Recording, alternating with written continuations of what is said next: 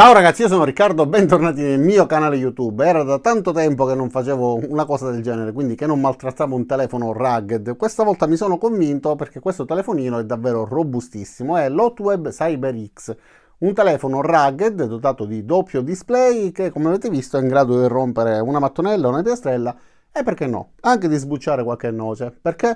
Perché recentemente un ragazzo mi ha detto: beh, ma che cosa me ne faccio io di un telefono indistruttibile? Ci apro le noci? Beh sì, se ti serve puoi fare anche questo. Ma i telefoni rugged nascono con l'intento di fornire dei telefonini indistruttibili e quindi di poterli utilizzare in cantiere, poterli utilizzare nel nostro laboratorio, portarli in giro senza avere il problema di un telefonino che possa caderci e danneggiarsi al primo urto, e quindi un telefono resistente che, a differenza dei primi telefoni rugged, adesso finalmente ci stanno dando dei telefoni rugged che hanno per esempio questo 64 megapixel per quanto riguarda la fotocamera principale, e alcuni hanno le visioni notturne. Questo per esempio ha anche il display dietro, sblocco con l'impronta digitale oppure con riconoscimento facciale. Insomma, dei telefonini finalmente validi che si possono utilizzare tranquillamente in qualunque circostanza, ma che, se utilizzati al lavoro, non ci danno problemi. Vi voglio far vedere effettivamente come è fatto e come funziona. Iniziamo. E allora, guardiamo quindi il contenuto della confezione. Scatola in cartone con tutte le parti sagomate. Il telefonino viene venduto avvolto da questa plastica, con ovviamente anche la protezione per il display, che ho anche rimosso. Abbiamo anche la protezione in vetro da poter attaccare. Manuale di istruzioni, un cavo USB-C, USB-C, e in più abbiamo anche questi particolari accessori, perché questo telefonino si può utilizzare anche come power bank. Questo è il caricabatterie, ovviamente con uscita USB di tipo C, e questa è la chiavetta per poter aprire i vari vani e poter inserire quindi le memory card, eccetera. Adesso blocchiamolo un attimo e vi faccio vedere come è fatto esteticamente. Allora, questa è la parte che ho utilizzato per rompere le piastrelle, sbucciare le noci, eccetera. E come vedete non si vedono assolutamente segni. Diamo un altro colpo, così senza rallenti.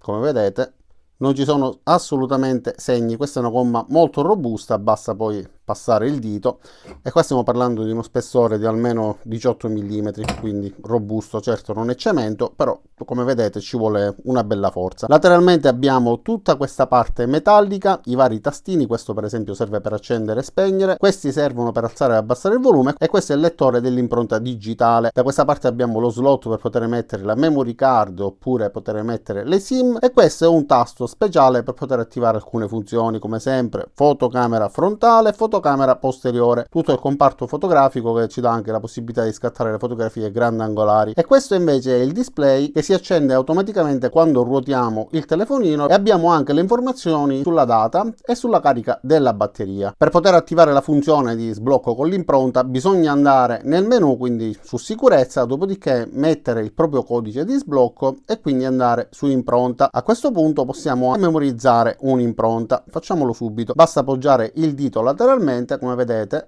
riconosce l'impronta, viene memorizzata. Bisogna alzare e abbassare il dito più volte in modo da permettere di memorizzare tutta l'impronta su tutto il dito, quindi anche sulla punta, lateralmente, eccetera. Quando si completa il cerchio, ovviamente poi voi fatelo più lentamente, io lo sto facendo veloce, quando si completa il cerchio l'impronta viene memorizzata. La stessa cosa per quanto riguarda il riconoscimento facciale. Si va quindi con sblocca con il volto, si apre una schermata, vi inquadra, memorizza il volto e quindi vi dà la possibilità di sbloccarlo anche guardando la fotocamera. Quindi mi chiede di iniziare, anche in questo caso l'inquadratura non sarà il massimo, ma ok. Come avete visto, in un attimo si è memorizzato. Adesso io lo blocco, e lo sblocco con l'impronta digitale. Basta appoggiare e in un attimo vediamo quante volte funziona, quanti tentativi possiamo fare. 2 su 2, 3 su 3, 4 su 4. Bisogna sempre premere questo. 5 su 5, quindi funziona. Premiamo mi inquadro. Ok, e si sblocca. Ok, quindi questo per quanto riguarda la qualità dei sistemi di sblocco. Avete visto, funziona bene, molto rapido. Adesso guardiamo il tastino laterale. Sempre andando nelle impostazioni dobbiamo trovare il comando per poter modificare il custom key, quindi il tasto personalizzato. Ci chiede cosa vogliamo fare. Allora, possiamo decidere di attivare, per esempio nel mio caso, con la pressione prolungata di aprire YouTube. Infatti, se io lo mantengo premuto, mi si apre direttamente YouTube, ma volendo potrei anche cambiarlo. Basta scegliere nelle applicazioni quello che io preferisco. Abbiamo anche una cartella con delle applicazioni particolari che però io insomma non vi consiglio tantissimo perché sono comode per passatempo, però non sono in realtà molto affidabili perché sono degli strumenti di misura e quindi rischiate, se vi affidate a questi strumenti, di sbagliare le misurazioni, ma non perché sono su questo telefono. Su qualunque dispositivo tutto ciò che si basa su una telecamera, se non è uno strumento professionale, allora sicuramente non vi darà delle misurazioni perfette. Quindi abbiamo il misuratore dei decibel, che in questo caso potrebbe essere effettivamente affidabile, e infatti mi misura circa 75 decibel come tutti gli altri misuratori di decibel, e mi dà anche l'indicazione su che tipo di ambiente siamo, quindi in questo caso posto di lavoro rumoroso. Poi abbiamo anche la bussola che va calibrata.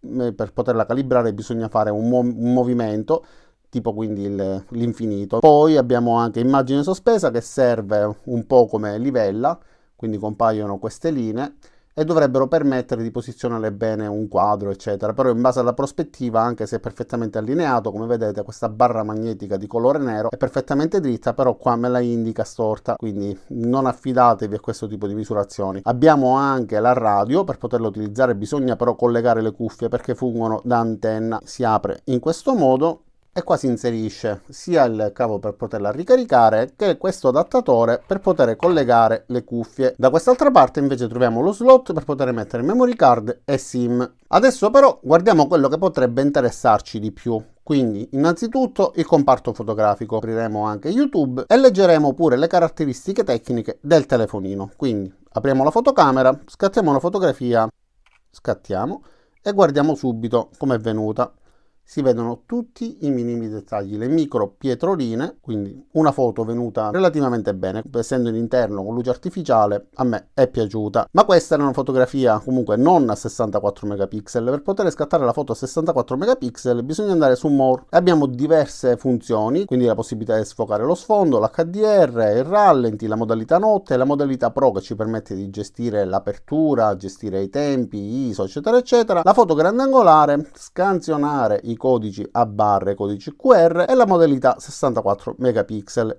In questo modo la foto verrà ancora più definita. Quindi così vediamo ancora più dettagli e riusciamo ad ingrandire e vedere veramente in modo molto dettagliato, ma solitamente queste cose con le foto non si fanno. Ora vi farò vedere anche quelle che ho scattato in esterno. A proposito, andiamo direttamente in queste foto, quindi apriamo l'album e vi faccio vedere per esempio queste scattate ad una pietra. È una pietra lavica e come vedete si vedono tutti i micropori. Guardate, si vedono veramente tutti i minimi dettagli. Questo invece è un selfie, è una fotografia che ho scattato con la fotocamera principale, quindi quella posteriore, e si vedono tutti i peli della barba, tutti i dettagli, eccetera. 64 megapixel. Andiamo ancora avanti. Questo dovrebbe essere, sì, con la fotocamera.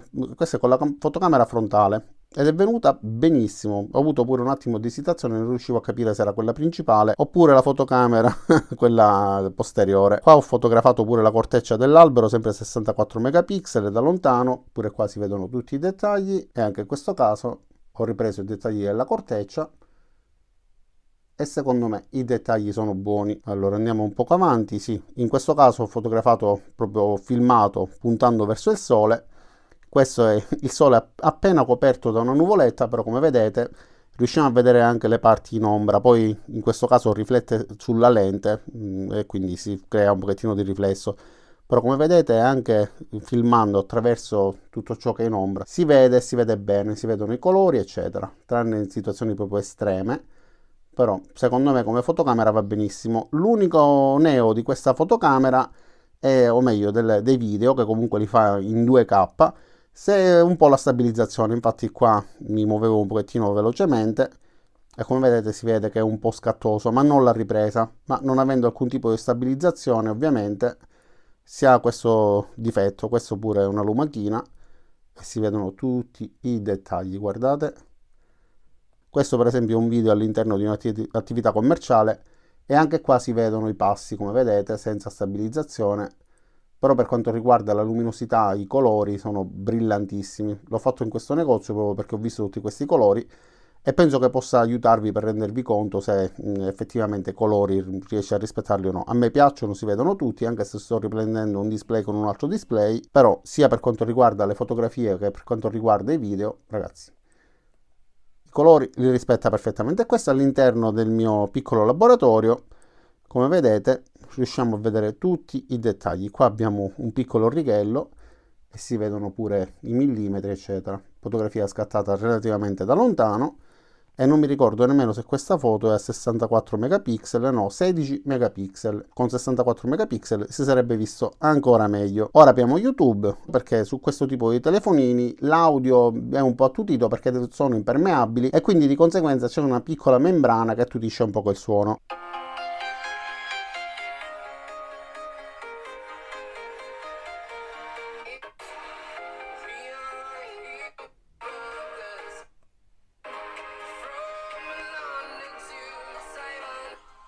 Ed è studiato in modo che poggiandolo eventualmente in questo modo lo stesso foro non venga chiuso, non venga tappato dalla superficie, perché c'è questa sorta di inclinazione. Ora però guardiamo il contrasto, quindi vediamo come riusciamo a vederlo. Da questa parte si vede bene, da questa parte pure, certo non come si vede da questo lato, un minimo perde, però è pochissimo, si riesce a utilizzare senza problemi, e lo stesso da questa parte.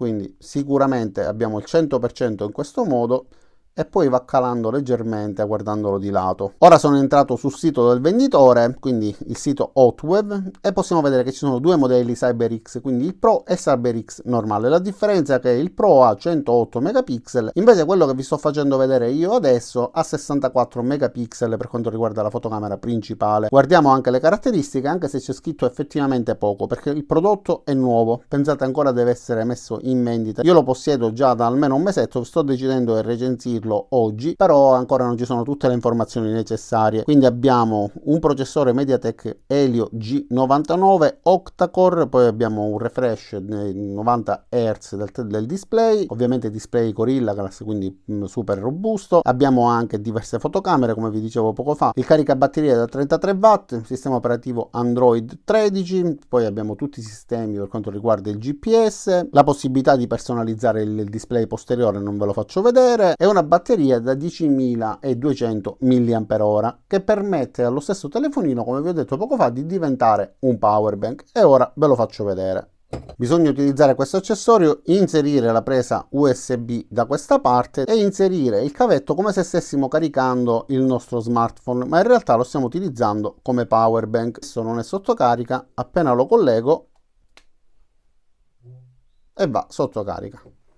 Quindi si utilizza in questo modo sia per ricaricare i cellulari che torce, qualunque altra cosa, droni, tutto ciò che abbiamo bisogno di ricaricare, perché è un telefonino con una batteria così capiente che possiamo sfruttarla anche in questo modo. Funziona bene come tutti gli ultimi telefoni di ultima generazione, sia per quanto riguarda la ricezione, per quanto riguarda il collegamento con il wifi, per quanto riguarda il GPS, l'audio durante le telefonate, eccetera. È resistentissimo. Non maltrattavo un telefonino da un po' di tempo.